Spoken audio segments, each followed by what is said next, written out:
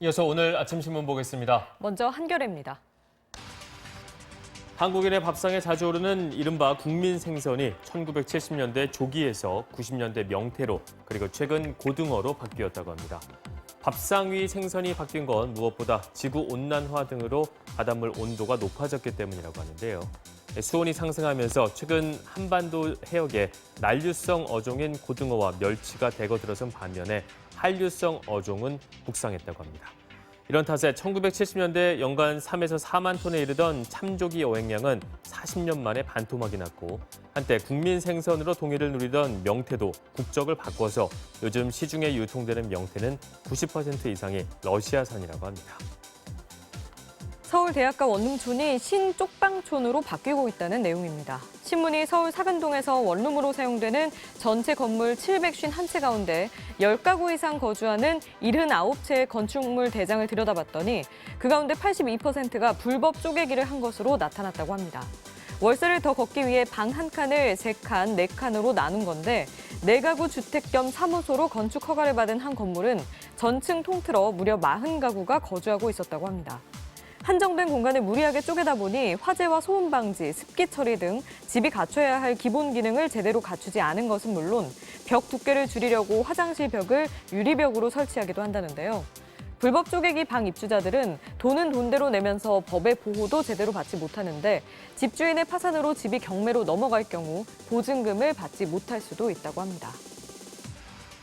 제주에서만 볼 수 있는 독특한 화산 지형인 오름이 빠른 속도로 훼손되고 있다고 합니다. 특히 방송 인기 예능 프로그램에 여러 차례 소개가 돼서 유명세를 타고 있는 용눈이 오름은 하루 3, 4천 명의 관광객이 몰리면서 탐방로 훼손이 심각하다고 합니다. 탐방로 주변의 풀은 흔적도 없이 사라졌고 오름의 맨살인 붉은색 흙과 돌이 곳곳에 드러나 있다는데요. 일부 구간은 오름을 보호하기 위해서 깔아놓은 야자수 매트가 아예 닳아 없어지거나 바람에 날려서 탐방로 옆에 쓰레기처럼 나뒹굴고 있었는데 흙이 파이면서 매트를 고정하는 데 사용했던 철제 핀도 곳곳에 노출돼서 탐방객들의 안전을 위협했다고 합니다. 중국의 사드 보복이 한국을 넘어 해외 거주 한국인에게까지 확대되고 있다는 내용입니다. 신문에 따르면 미국의 한 유명 음악대학이 학교 소속 오케스트라의 중국 공연에 한국인 단원 3명을 데리고 가지 않으려다 비판이 거세지자 결국 공연을 잠정 연기했다고 합니다. 해당 음대가 한국인 단원 3명을 제외한 건 지난달 말 중국 측이 한국인 학생들의 비자를 거부하며 입국을 불허했기 때문이라는데요. 당초 음대 측은 한국인 단원을 빼고 공연 투어를 진행하려 했다고 합니다. 하지만 이 같은 소식이 전해지면서 미국 내에서 비난이 쏟아졌고 결국 학교 측은 공연을 연기했다는데요. 이와 관련해 중국 외교부는 단지 개별 사건일 뿐 사드와 무관하다는 입장을 밝혔다고 합니다. 법무부가 피의 사실 공표를 막기 위한 내부 훈령을 제정해 12월부터 시행하기로 했습니다. 그런데 오보를 한 기자 등 언론기관 종사자에 대해 검찰청 출입을 제한하는 내용도 포함이 돼서 논란이 일고 있습니다. 법무부는 오보로 인해서 사건 관계인과 검사 또는 수사 업무 종사자의 명예, 사생활 등 인권이 침해될 소지가 크다고 보고 이런 규정을 마련한 것으로 전해졌지만 언론학계는 정부가 언론 보도에 대한 가이드라인을 정하는 자체가 말이 되지 않는다면서 언론 자유 침해 소지가 있다고 비판합니다. 법조계에서도 검찰 개혁에 역행하는 조치가 될 수 있다는 우려가 나왔다고 하는데요. 헌법상 국민의 알 권리와 충돌한다는 지적도 제기된다고 합니다. 회전형 CCTV는 네 방향을 20초씩 비추며 계속 돈다고 합니다. 같은 위치로 돌아오기까지 1분. 한 방향만 비추는 고정형 CCTV 4대를 설치해야 감시할 수 있는 반경을 한 대로 볼 수 있다는 장점이 있지만 그만큼 감시에 빈틈이 생긴다는데요. 실제로 경찰에 따르면 CCTV가 회전하는 사이 범행이 이뤄지거나 용의자가 사라지는 일이 흔히 일어난다고 합니다.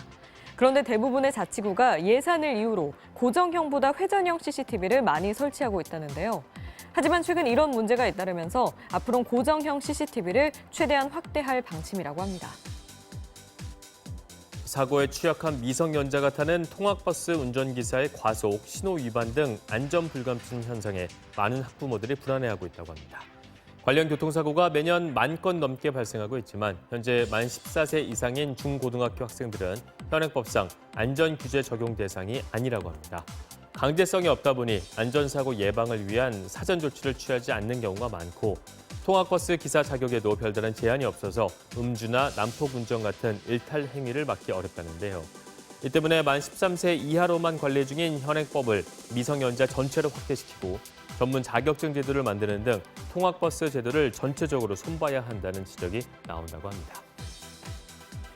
최근 국내외에서 디지털 치료제가 새로운 치료 기술로 주목받고 있다고 합니다. 디지털 치료제는 앱이나 VR, 게임 등을 활용하는 치료 기술이라고 하는데요. VR이나 비디오 게임으로 새로운 자극을 뇌나 특정 신경에 반복적으로 주고 약물 사용 충동 대처법을 앱으로 훈련받는 시기라고 합니다. 또 앱을 통해 이용자의 평소 상태를 관리하고 개인 맞춤형 운동을 제안하기도 하는데 아직은 초기 단계지만 개발 비용이 신약 개발보다 상대적으로 싸고 임상시험 기간도 짧아서 성장 가능성이 크다고 신문은 설명했습니다. 아침 신문 살펴봤습니다.